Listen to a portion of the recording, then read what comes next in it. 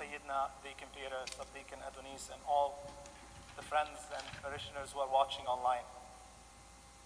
Before I go into my reflection, I want to remind all of you who are on the web that you are not watching a YouTube video.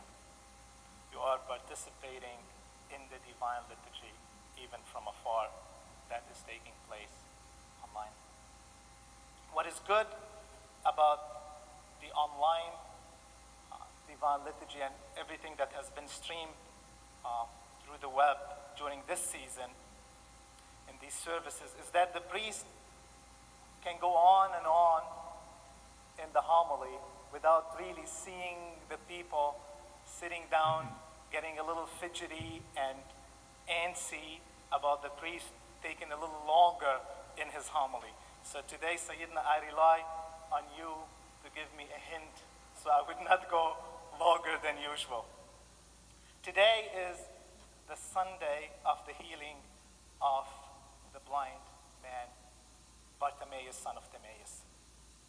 If Bartimaeus was blind, the disciples and the crowd that were walking with Jesus were deaf. We had a blind man, but we have a crowd and the disciples, most importantly, the disciples were deaf to the shouts of Bartimaeus. He started shouting, "Son of David, Jesus, Son of David, have mercy on me," at first, and then he shouted even louder, "Jesus, Son of David, have mercy on me." Twice he did it, and the disciples and the people walking with them, with Jesus, didn't do anything. Nada, nothing. They just continued to walk. So Jesus, probably it was a teaching moment for Jesus, told them, "Call him." It's like, you do not need me to tell you to call him to me. Just call him. So he asked the crowd to teach the crowd, to tell him to come to Jesus. They brought him to Jesus, and Jesus healed him. Did the disciples or the crowd broke any of the 10 Commandments? In my opinion, they did not. They did not break any of the 10 Commandments. They did not do anything wrong, hugely wrong. They didn't do anything. They just continue on their way. They did not want Bartimaeus really to bother the Lord. That's it. They just continue. They were very indifferent. You know, if the priest usually, and the people who come to priests ask him all the time, "Father, I haven't done anything wrong. I'm trying to do what is needed. I'm just avoiding sins, trying to do the, what is not, things that are not putting me in the occasions of committing any sins. So I'm trying to avoid all sins and trying to just, be the way I want to be, just good with myself. I don't want to commit any sins." This is good, and it's great to lead a life where we don't break, for example, the 10 Commandments or commit any sins. But this is not enough. It's good to try to avoid sins, but we have to do good. It's not enough to try to avoid committing sins.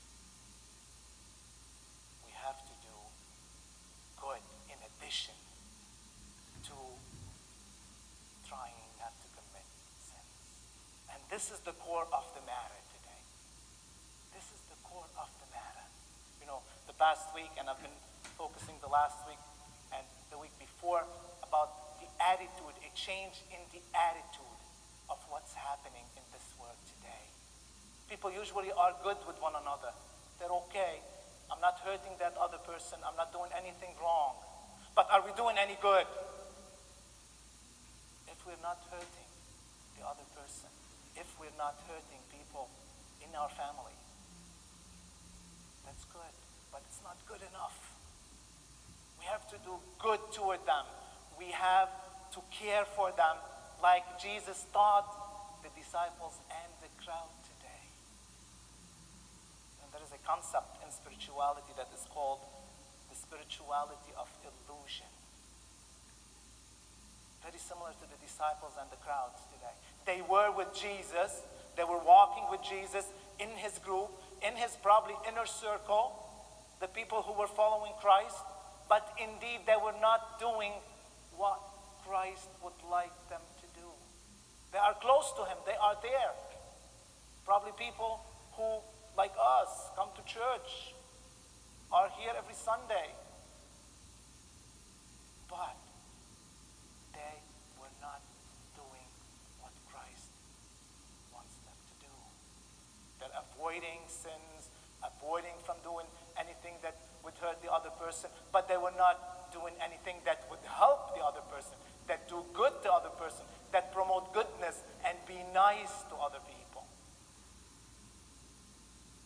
And that's, I think, the issue in today's world. I said it last week, and I will say it this week.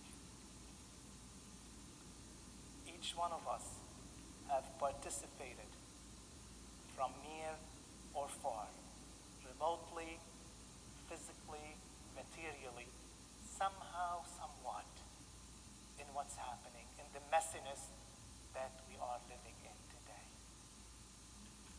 Not because we've done something wrong, probably because we haven't done anything good, or we have not done good enough for the world, that we end up where we are today. You know, in his message on Friday, Pope Francis, in his Urbi et Orbi message on Friday, said, we carried, like life, we carried regardless, thinking we would stay healthy in a world that was sick. I'm good, I'm not hurting anybody, but the world around me is crazy, but I'm not doing anything to the world. I'm not involving myself actively to do anything good to the world. So the Pope said it clearly, and I would repeat it, wonderfully said, we carried on regardless, thinking we would stay healthy in a world that was sick. My friends, to be Christ's disciples, to be people who are applying for a citizenship in heaven. And this is what is our life on earth. We're just here applying for our citizenship in heaven. We are not only called to avoid evil, but to do good. During this week, let us examine ourselves. As, once again, the Pope said on Friday, God is calling us to seize this time of trial as a time of choosing, as a time of a decision that we have to make choices. Open your ears wide to this sentence. It is not the time of God's judgment, but of our judgment. A time to choose what matters and what passes away. A time to separate what is necessary from what is not. God is not judging us with this pandemic. It is our time now to judge ourselves. Let us examine and re-examine ourselves today as we are on that lockdown period. If you have not, this is the task for this week. If you have not apologized to people that you've hurt in the past, now is the time. If you feel you have not hurt anyone, probably some of us feel this way, it means that you are a saint and your time, or you should not be here on earth. You should be with God. May our Lord Jesus Christ help us during this week to examine ourselves anew